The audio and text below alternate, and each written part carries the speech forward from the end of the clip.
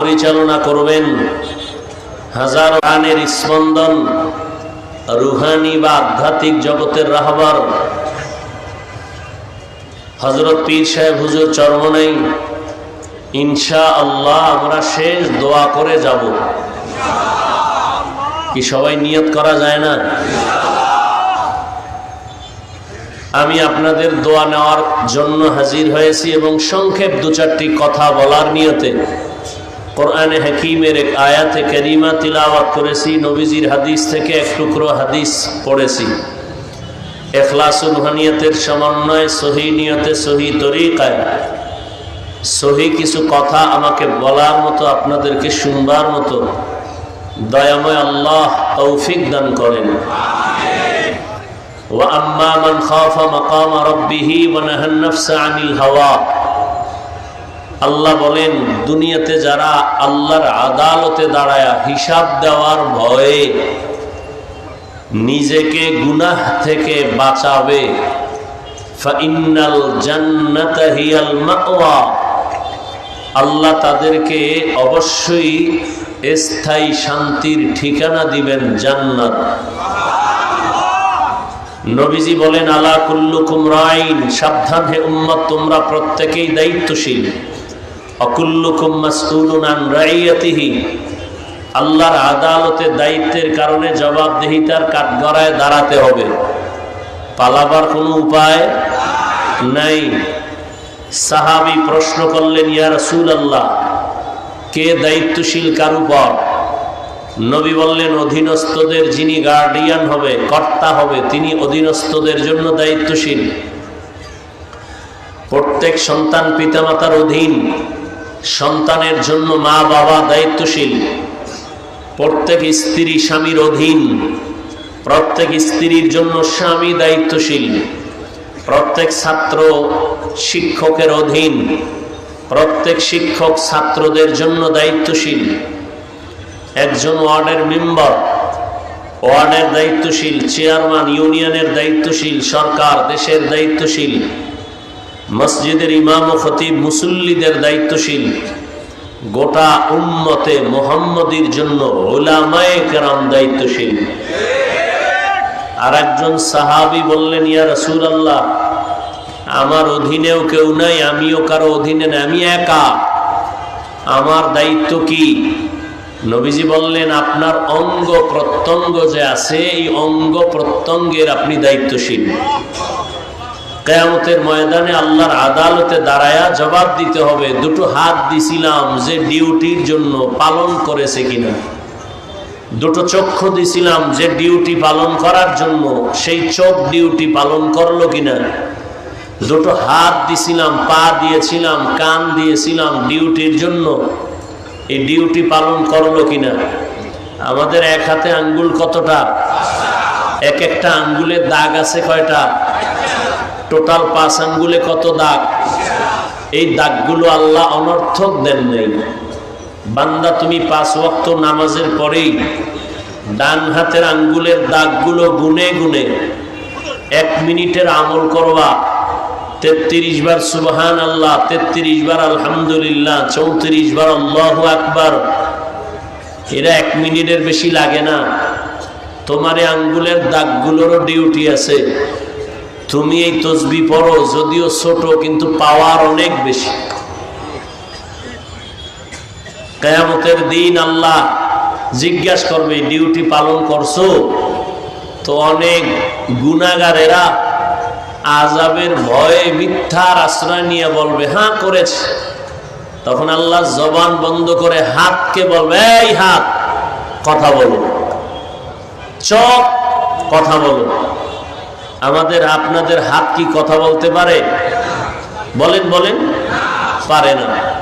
তা আল্লাহ বলবে হাত কথা বলে, এটা কেমনে হবে? এখান থেকে একটা মূলনীতি মনে রাখতে হবে। দুনিয়ার বিবেক আর মানুষের ব্রেন যেটাকে বলে অসম্ভব, হবে না। আকীদা রাখতে হবে, সেই অসম্ভব কে সম্ভব করার ক্ষমতা আছে কার? দুনিয়ার মানুষ বলে এটা অসম্ভব, আমার রব বলেন আমার কুদরতের দ্বারা সম্ভব। মরা গাছে কথা বলতে পারে না, এটাই সত্য। আমার আল্লাহ বলেন আমার কুদরতে পারে। দুধের বাচ্চা কথা বলতে পারে না, এটাই সত্য। আমার রব বলেন আমার কুদরতে ক্ষমতায়।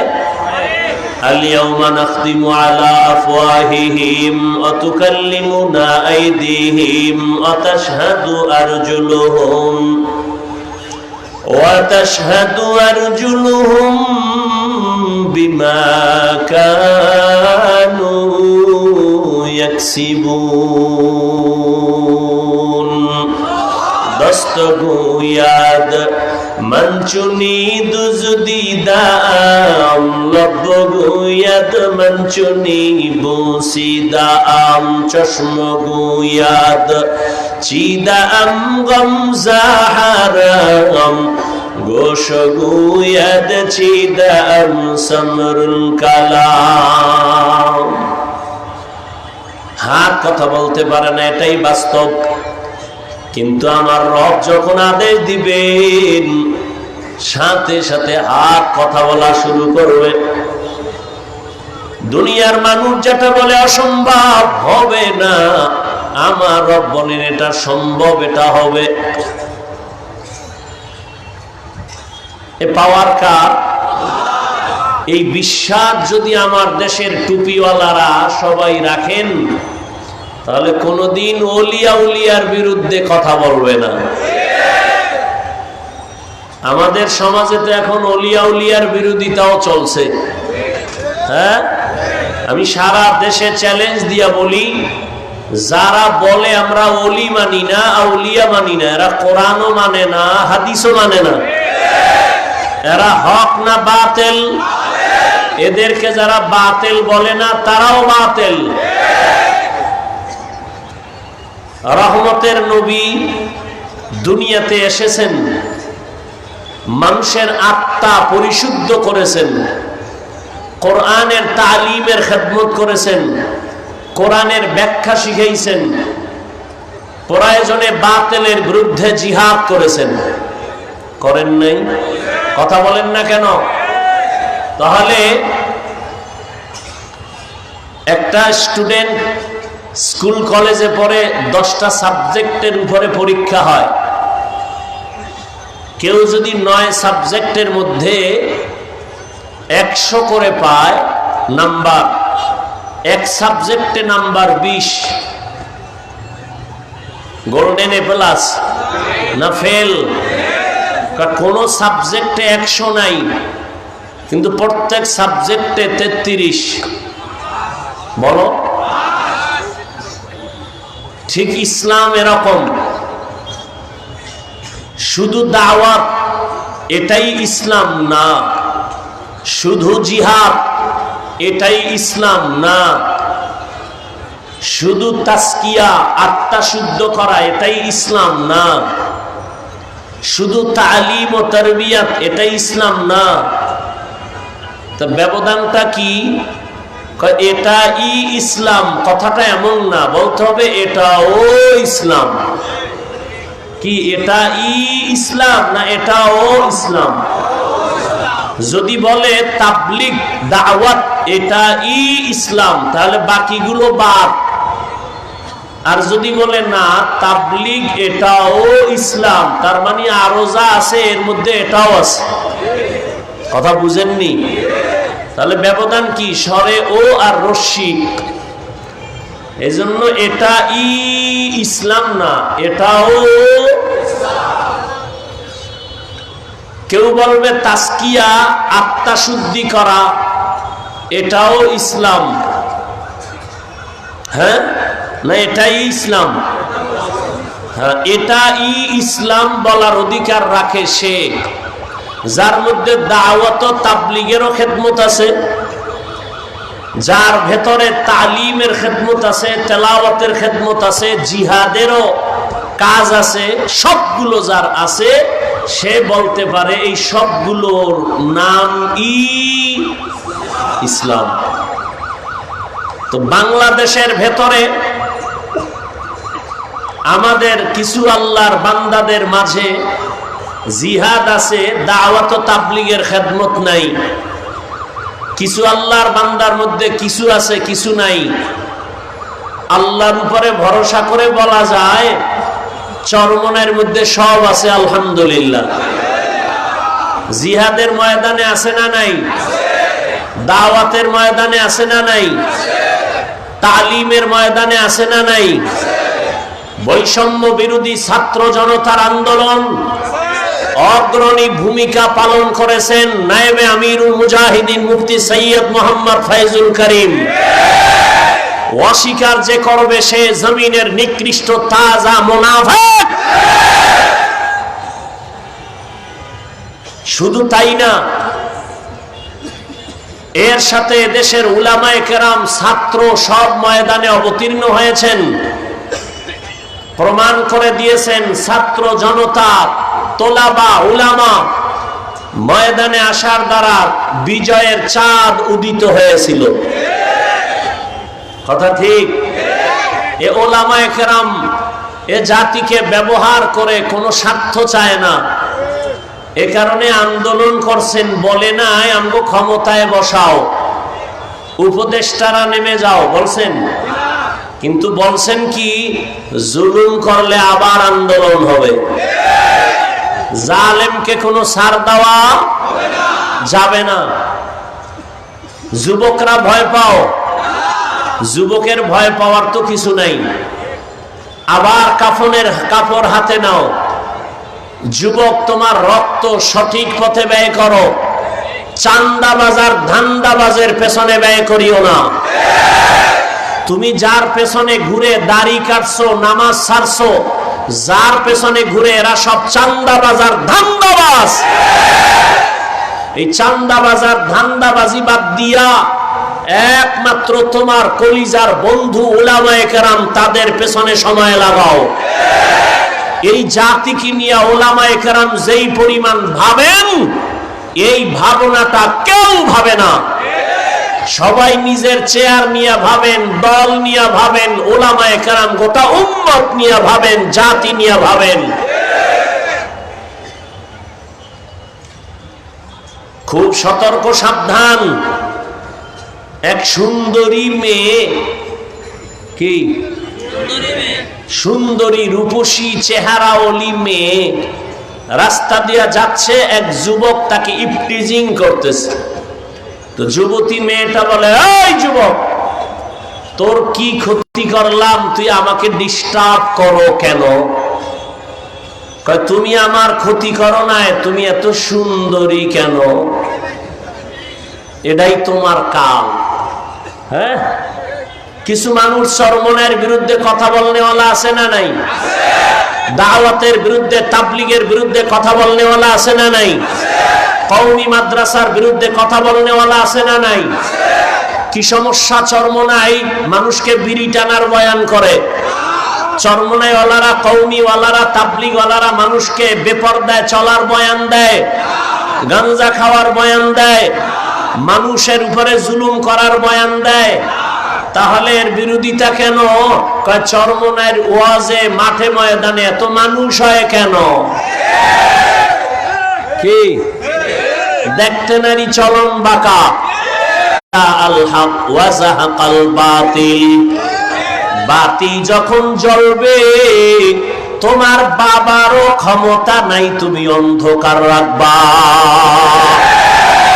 আল্লাহর কসম, এই জমিনের মধ্যে যায় এরা টাকার পেছনে দৌড়ায় না, ক্ষমতার জন্য এরা লালায়িত না।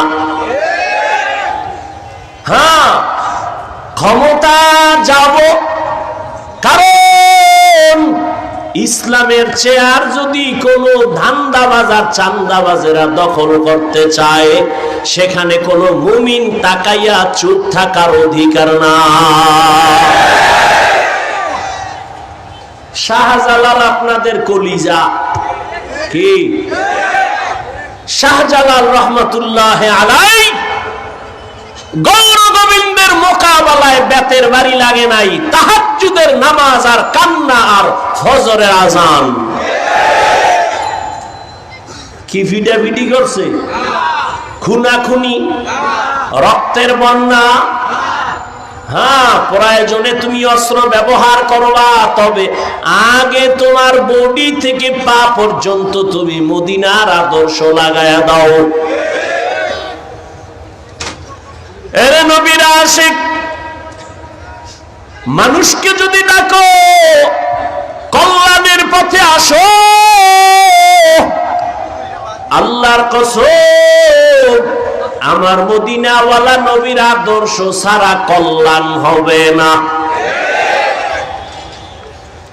নবীজির আদর্শ নিয়ে বান্দা তুমি আগাও, কল্যাণ তোমার সামনে সুনিশ্চিত এসে যাবে, কোনো টেনশন নাই। কারণ এই দুনিয়ায় যত আদর্শওয়ালা দেখো, একটু যুবকেরা জবাব দাও, নবীজির আদর্শ থেকে দামি আদর্শ আছে কার? নাই। কেউ যদি বলতে পারো হে যুবক, শেখ মুজিবুর রহমান সাহেবের আদর্শ নবীর থেকে ভালো, তাহলে আমি হাফিজুর রহমান বললাম, আমি নবীরটা বাদ দিয়া শেখ বলতে পারবানি? ওরে জিয়াউর রহমান কেন, শেখ মুজিব কেন?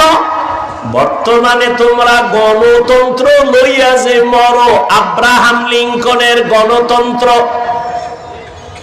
এই আব্রাহাম লিঙ্কনের গণতন্ত্রের জন্য পাগল, কয় জীবন দিব গণতন্ত্র জিন্দা রাখার জন্য, মরে যাব, কয় মরলে কি হবে, কয় শহীদ। গণতন্ত্রের জন্য মরলে শহীদ? হ্যাঁ, ভালো করে বুঝো, এই গণতন্ত্র কি শান্তি দিতে পারছে? পারে নাই, বরং দলের মানুষের দলওয়ালারা মাইরা ফালায়। ঠিক নি? ওই যে বলছি চান্দাবাজ আর ধান্দাবাজ, স্বার্থে আঘাত লাগলেই দল থেকে নাম কাটে না, কল্লা কাটে। দুনিয়াতে আব্রাহাম লিঙ্কনের আদর্শ, মাও সেতুনের আদর্শ, দেমাগ ঠিক আছে, মদ খাইয়েই কয় গোটা দেশের মালিক এখন আমি। বউ কয় ঘরে তো চাল নাই, এটা তো বোতলের দোষ। আর আমার নবীর পবিত্র আদর্শ কেন পাক? কয় আমার নবী নিজেই পাক। কেমন? আমার নবীর 63 বছর হায়াতে বলেও একটা মিথ্যা কথা বলেন নাই। কেমন মায়ার নবী আমার, রহমতের নবী, জীবনে কোনোদিন কাউকে একটা গালি দেন নাই। রহমতের নবী হাজারো গালি শুনছেন, কোন গালির জবাবও নবী দেন নাই। আমার মায়ার নবী কেমন মায়ার আদর্শের নবী, জীবনে দুটো চোখ দিয়া তাকাইয়া গরম চোখে কাউকে দেখেন নাই। এমন মায়ার নবীর আদর্শ ১৫০০ বছর পরে আর সিলেটের আলিয়া মাঠে নবীর আদর্শ মানার কারণে এই বিশাল প্যান্ডেলে পুলিশ ছাড়াই নিয়ন্ত্রণ বড় সম্ভব। हकीकत से तू दुनिया बेखबर है, दुनिया की नुमाइश पर नजर है। नमी गुयम के आज दुनिया जुदा बाश, बहर कारे के बाशी बा खुदाबाश। रहमतेर नबीर आदर्श केमन सुंदर, আঙ্গুলের নখগুলো কেমনে কাটবা সেখানে নবীর আদর্শ আসেনি? মাথার চুলগুলো কেমনে রাখবা, কেমনে কাটবা, নবীর আদর্শ আসেনি? দুনিয়াতে যত আদর্শওয়ালা দেখো, কারো আদর্শের মধ্যে নখ কাটার নিয়ম নাই। রহমতের নবীর আদর্শ এত সুন্দর, ব্যক্তি জীবন থেকে রাষ্ট্র কেমনে চালাইবা সেখানেও নবীর আদর্শ আছে না নাই? রহমতের নবী কি রাষ্ট্র চালান নাই? আবু বকর সিদ্দিক রাষ্ট্র চালান নাই? আল্লাহ বলেন আমার আদালতে দাঁড়াইয়া হিসাব দেওয়ার ভয়, যারা গুনাহ থেকে নিজেকে বাঁচায় রাখবে এদের দ্বারা কিয়ামতে আমি জান্নাত দিব। আর মাকাম জুজবা হাকাচি জে মখাজ ইনসজা ফজলে উআ মস্তে দরজুম লা জাহা। এই সিলেটের যুবকেরা, আওয়ামী লীগে গিয়ে যদি দাড়ি কাটার সুযোগ থাকে, বিএমপিতে গিয়েও থাকে, আবার কোন ইসলামী দলে ঢুকেও যদি দাড়ি কাটার সুযোগ থাকে, তা আওয়ামী লীগ বিএমপি আর তোমার ইসলাম তো সুরাতে একই হয়ে গেল। তা ইসলামটা কি আওয়ামী লীগের মতো? ইসলামটা কি বিএমপির মতো? আওয়ামী লীগ বিএমপি মহিলা নিয়ে এক চেয়ারে এক লাইনে বসবে, তুমি যদি হুজুরের দাবি কইরা তুমিও বসো তো এক হয়ে গেল। কি ভালো করিয়া বুঝিও, আল্লাহর আদালতে দাঁড়াইয়া হিসাব দেওয়ার ভয় অন্তরে জমা করিয়া রাষ্ট্রের চেয়ারেও যদি বসো। আবু বকর কেমন বসা বলছেন? একদিন আবু বকর খেলাফতের দায়িত্বে আছেন, বিবি সাহেবা বলেন আমার মিষ্টি খাইতে মনে চায়। কি মনে চায়? মিষ্টি খাইতে মনে চায়। তখন আবু বকর সিদ্দিক রাদিয়াল্লাহু আনহু কই আছেন? পুরা দেশের ক্ষমতা তার হাতে। হ্যাঁ, তা আবু বকর সিদ্দিক বলেন, ও বিবি, মিষ্টি খাওয়ানোর টাকা আমার হাতে নাই। এ রাজনীতি বুঝো, তোমার ধান্দাবাজি আর চান্দাবাজি না, ইসলামের রাজনীতি বুঝো। না পাক তো কম খাইলা না, আর কত?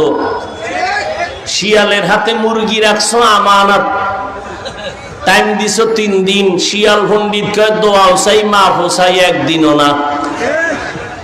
জিন্দা কেন মরাও পাইতা না। শিয়ালের হাতে মুরগি দিলে যা হবে, ধর্মের চাবি বেনামাজি সুদখোরের হাতে দিলে তাই হবে। তাহাজ্জুদের টাইমে বরকতের হাদিয়া খাইয়া সকালে কিবলা ঘুরায় দিছ, ঠিক নি? আল্লাহ হেদায়েত দান করুন।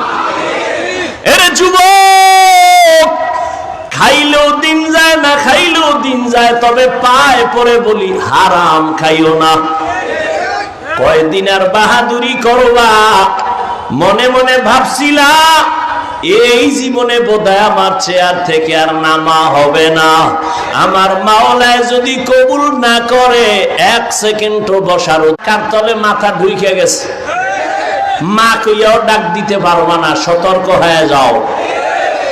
জুলুম কইরো না, মরার আগে বিচার শুরু হয়ে যাবে।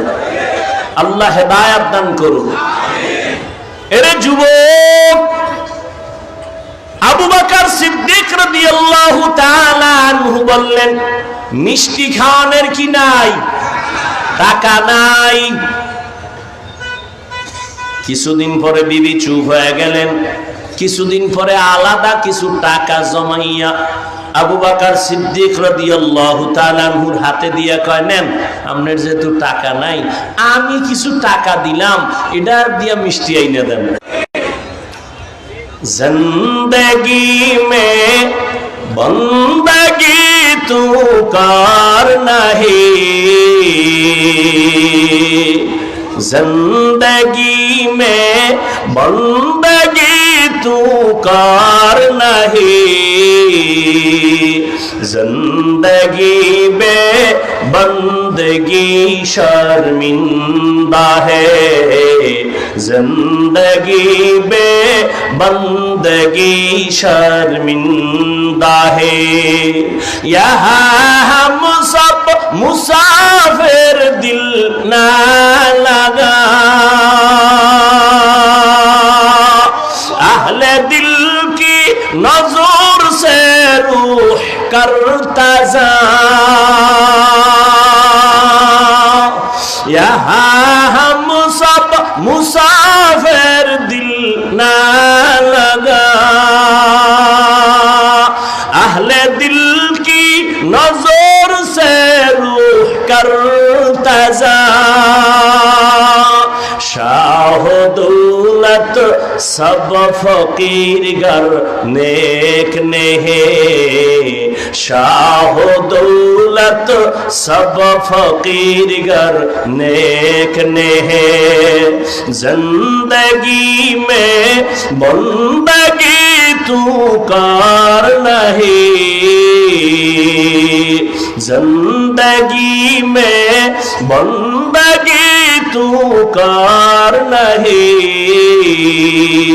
जिंदगी में बंदगी शर्मिंदा है जिंदगी में बंदगी शर्मिंदा है जिंदगी में बंदगी कुन बंदगी बंदगी बे जिंदगी शर्मिंदगी ও আমার কলিজার যুবক আবু বকর সিদ্দিক বললেন ও বিবি টাকা পাইছো কই এবার ভালো করে শুনেন বিবি কয় আপনি যে রাষ্ট্র চালাইয়া অর্থ মন্ত্রণালয়ের থেকে বেতন নেন মাসে মাসে ওই বেতন থেকে কিছু কিছু টাকা আমি আলাদা জমাইছি এবার আবু বকর কি কয় শুনেন আবু বকর বলে বিবি তাহলে তো আমি বুঝলাম আমার বেতনের মধ্যে টাকাগুলো না হইলেও সংসার চলবে এরে বিবি আমার বেতন থেকে যদি এই টাকা না থাকে আমার সংসার চলবে আগামী মাস থেকে আমি এই টাকা কমাইয়া বেতন নিব হরকে দারত খৌফে হকদার দিল মাদাম জান্নাতুল মাওয়া দেহত উরা মাকাম জুজবা হাকচি জয় মখাজ ইনসজা ফজলে উআ মস্তে দরজুম লা জাহা আবু বকর এত কিছু করলেন ভয় আছে না নাই কিসের ভয় জনগণের আল্লাহর আদালতে দাঁড়াইয়া হিসাব দেওয়ার ভয় এত বড় আল্লাহর ভয় নিয়া বাঘের বাচ্চা হযরত ওমর খেলাফতের দায়িত্বে যখন বসছেন যেই ওমরের দেখলে শয়তান পালায় যায় সেই ওমর খেলাফতের দায়িত্বে আছে একদিন বিবি সাহেবা বলে ও খলিফাতুল মুসলিমিন সামনে ঈদ আসতেছে আমাদের বাজার সদায় না লাগলেও আমার বাচ্চার কিছু পোশাক লাগবে কিনা দাও ওমর কয় পোশাক কেনার টাকা নাই কি নাই পোশাক কেনার টাকা নাই বিবি পরামর্শ দেয় তাহলে একটা কাম করেন কি অর্থ মন্ত্রণালয়ে চিঠি লেখেন আপনি তো অর্ডার দিলেই হবে আগামী 1 মাসের অগ্রিম বেতন যেন দিয়া দেয় বুঝেন বুঝেন কি আগামী 1 মাসের অগ্রিম বেতনটা যেন দেয় হযরত ওমর বিবির কথা শুইনা অর্থ মন্ত্রণালয়ের দায়িত্বে নিয়োজিত আবু উবায়দা ইবনুল জাররাহ রাদিয়াল্লাহু আনহু তাকে চিঠি লিখলেন এই আবু উবায়দা আমার আগামী মাসের 1 মাসের বেতন অগ্রিম দাও বাহক চিঠি নিয়ে চলে গেলেন আবু উবায়দা চিঠি দেখে কান্না শুরু করছে আবু উবায়দা কান্না করে কইরা তিনি একটা চিঠি লিখলেন উল্টা খলিফাতুল মুসলিমিন আমার চিঠির জবাব দেন বাহক ওই চিঠি নিয়ে ওমরের দরবারে আবার দাঁড়ায় গেল খলিফাতুল মুসলিমিন হযরত ওমর চিঠি হাতের মধ্যে নিয়ে দেখে আবু উবায়দা চিঠির মধ্যে 2টা প্রশ্ন করেছে কয়টা 2টা প্রশ্ন করিয়া লেখছে এই 2 প্রশ্নের জবাব যদি দিতে পারেন আমি 1 মাসের অগ্রিম বেতন নিয়ে আমি নিজে আসব এক নাম্বার প্রশ্ন, আপনি যে অগ্রিম 1 মাসের বেতন চাইলেন, বলেন আপনি আগামী মাস বাঁচবেন কিনা গ্যারান্টি? আগামী 1 মাস বাঁচবেন কিনা গ্যারান্টি দেন। 2 নম্বর প্রশ্ন, আপনি যে চেয়ারে বইছেন ক্ষমতায়, আগামী 1 মাস আপনি ক্ষমতায় থাকবেন কিনা, জনগণ রাখবে কিনা গ্যারান্টি দেন। আগামী 1 মাস ক্ষমতার চেয়ারে থাকার গ্যারান্টি আছে? আগামী 1 মাস আপনি ক্ষমতার চেয়ারে থাকবেন না জহুরের আগে ভাগবেন? বলার কোন উপায় আসেনি। ওমর চোখের পানি ছেড়ে কান্না করেন আর বলেন, হে মালিক,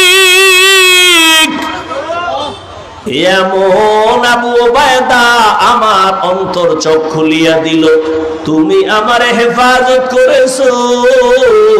আবু ওবায়দা ইবনুল জাররাহকে তুমি কবুল করে নাও। এটা কেমনে সম্ভব? ক্ষমতায় বইয়া এত ভয় আমার, আল্লাহর আদালতে হিসাব দেওয়ার ভয় যদি থাকে, এখনো সেটা সম্ভব। বাংলাদেশে বর্তমানে আলেম আছে চেয়ারম্যান, কথা কন আপনাকে জানা মতে আছে না? যেমন হেদায়েতুল্লাহ আজাদি বাংলাদেশের আলোচক বক্তা, বর্তমান রানিং চেয়ারম্যান। বিবারিয়া আছে আমজাদ হোসেন আশরাফি, নাই? নোয়াখালী আছে হাফিজি হুজুরের জামাতা খালেদ সাইফুল্লাহ দামাত বারাকাতুহুম। সাইকেলে চালের বস্তা লইয়া বাড়ি যাইয়া মেপে মেপে সরকারের বরাদ্দ করা চাউল দিয়ে আসে। আলেম ওলামারা জনগণের দায়িত্ব যদি নেয়, আলেম টুপিওয়ালা পাগড়িওয়ালা তসবিওয়ালা যদি জনগণের দায়িত্ব নেয়, কিছু হবে না হবে জানি না, তবে চুরি হবে না, দুর্নীতি হবে না। সিলেটের যুবক, বাংলাদেশের বিজয়ের পতাকা শাহজালালের এই জন্মভূমি, এই মাতৃভূমি সিলেট, শাহজালালের এই পুণ্যভূমি, এখান থেকেই বাতিলের পতন হয়েছে, হকের পতাকা উঠছে। ও যুবক, আবার রেডি হইয়া যাও, কোন ডান নাই বাম নাই, ওলামায়ে কেরাম আমাদের যেদিকে দেখুন ডাক দিবে, সিলেটের থেকে আবার হকের পতাকা নিয়ে যুবকেরা ময়দানে নামার জন্য তৈরি আছো কিনা বলো? নারায়ে তাকবীর!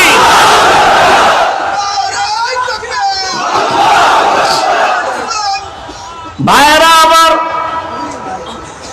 তৈরি থাকো। উলামায়ে কেরামের ডাক আসবে, জালেমের বিরুদ্ধে ডাক আসলেই ময়দানে নেমে যাওয়া। মুসলমানের আন্দোলন একবার না বারবার। মুসলমান জীবন একবার দেয় না, বারবার। কোন নেতার জন্য না, ইসলামের জন্য। কি? ইসলামের জন্য। আল্লাহ বুঝার তৌফিক দান করুন। وَأَمَّا مَنْ خَافَ مَقَامَ رَبِّهِ وَنَهَى النَّفْسَ عَنِ الْهَوَى فَإِنَّ الْجَنَّةَ هِيَ الْمَأْوَى। আল্লাহর আদালতে দাঁড়াইয়া হিসাব দেওয়ার ভয়, বান্দা তুমি নিজেকে তৈরি করে নাও। জীবনে তো গুনাহ কম করো নাই রে যুবক, এখনো সময় আছে, তওবা করে নবীর আদর্শের মালা গলায় লাগাও। দুনিয়া কিছুই না, কই টাকা, কই বাড়ি, কই গাড়ি, কই বডিগার্ড, সিকিউরিটি গার্ড, কেউ কাজে আসে না। বিপদ কপাল যদি পুইরা যায়, কেউ বাঁচাবার উপায় রাখে না। কিন্তু উলামায়ে কেরামের বন্ধু বানাইয়া চলো, নবীর আদর্শের মালাটা গলায় লাগায়া চলো। দুনিয়াও তোমার জীবন ধন্য, পরকালেও তোমার জীবন ধন্য। এখনো যারা নামাজ পড়তে পারো না, রোজা রাখতে পারো না, আলেমদেরকে বন্ধু বানাইতে পারো না, স্কুলে পড়ো, কলেজে পড়ো, চাকরি করো, ব্যবসা করো, কোনো বাধা নাই। ওখানে থাকিয়াই তুমি নবীর আদর্শের মালা গলায় লাগাও, মা বাবার দোয়া নাও, উলামায়ে কেরামের পরামর্শ নিয়া, তোমার শিক্ষকের দোয়া নিয়ে আগাও। তোমার মতো যুবক স্কুলে পড়ে, কলেজে পড়ে, চাকরি করে, ব্যবসা করে, 5 ওয়াক্ত নামাজি দাড়িওয়ালা আসেনি? তুমি কেন পারবা না রে বাবা? তুমি যতদিন পর্যন্ত নিজের মধ্যে নবীর আদর্শ নিয়ে আসবা না, ততদিন পর্যন্ত তোমার দ্বারা এই জমিনে নবীর আদর্শ কায়েম হবে না। তুমি যতদিন পর্যন্ত ইসলামের পরিপূর্ণ আমলের মধ্যে নিবা না, তোমার দ্বারা এই জমিনে ইসলামের পূর্ণতা আসবে না। যতই চালাকি করো, আল্লাহ পাক দুনিয়াদার, অন্তর নষ্ট, বেআমল এদের হাতে ইসলামের পতাকা দিবেন না। শাহজালালের মতো পাগড়ি লাগাও, হাতে লাঠি নাও, আল্লাহর মহব্বতের বন্ধনে নিজেকে তৈরি করো, বিজয় মুসলমানের হবে ইনশাআল্লাহ। স্কুলে পড়া কি বন্ধ করবা? আমি বলছি স্কুল ছেড়ে দাও, স্কুলে পড়ো, চাকরি করো, ব্যবসা করো, যা করো। স্কুলে পড়িয়ে কি নামাজ পড়নেওয়ালা ছাত্র নাই? তুমি পারবা না কেন? তোমার মতো যুবক চাকরি করে, ব্যবসা করে, নামাজ পড়ে নাই?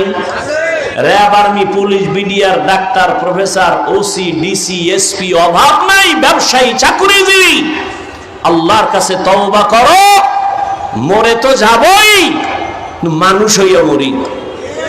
কি মুসলমান হয়ে আল্লাহর কাছে যেন কিছু পেশ করতে পারি, আল্লাহ তৌফিক দান করেন। উলামায়ে কেরাম আল্লাহর প্রিয় বান্দা, যাদের বয়ানে দিল নরম হয়, চোখে পানি আসে, এদের মুহাব্বত আর দোয়া নিয়া নিজেকে তৈরি করে নাও। স্কুলে পড়ো, নামাজ ছাড়িও না। কলেজে পড়ো, নামাজ বাদ দিও না। চাকরি করো, ব্যবসা করো, ডাক্তার হও, ইঞ্জিনিয়ার হও, মা বাবার দোয়া নিয়ে, আলেমের পরামর্শ নিয়ে সামনে আগাও।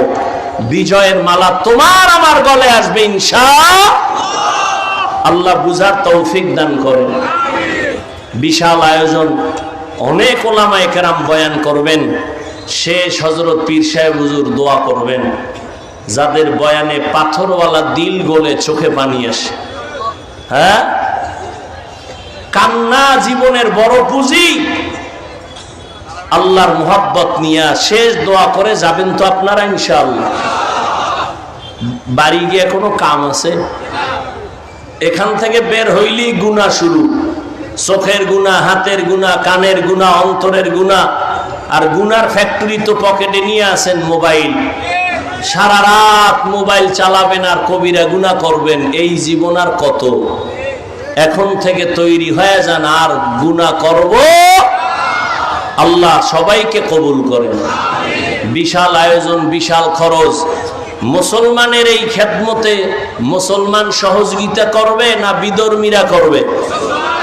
তাহলে আমরা সার্বিক সহযোগিতা করি। সিলেটের মানুষ বিসমিল্লাহ বলে একটু পকেটে যদি হাত দেন, আর এই মাহফিলের জন্য আল্লাহর মোহাব্বতে, যে আমি আল্লাহর মোহাব্বতে 1000 টাকা দিলাম, 500 টাকা দিলাম, আল্লাহর হস্তে দিলে কি ক্ষতি হবে? বরং আপনার রুজি রোজগারে বরকত বেড়ে যাবে। স্বেচ্ছাসেবকরা নেমে যান দ্রুত।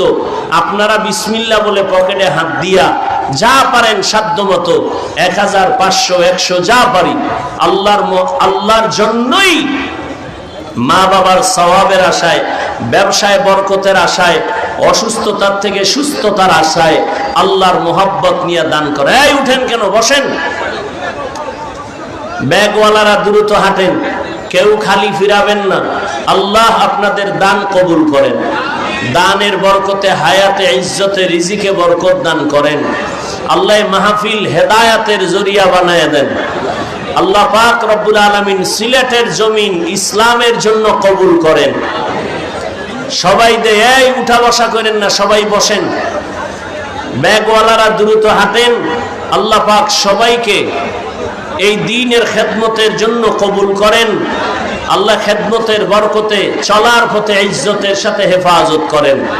সুবহানাল্লাহি ওয়া বিহামদিহি সুবহানাকাল্লাহুম্মা বিহামদিকা আশহাদু আল্লা ইলাহা ইল্লা আনতা আস্তাগফিরুকা ওয়া আতুবু ইলাইক।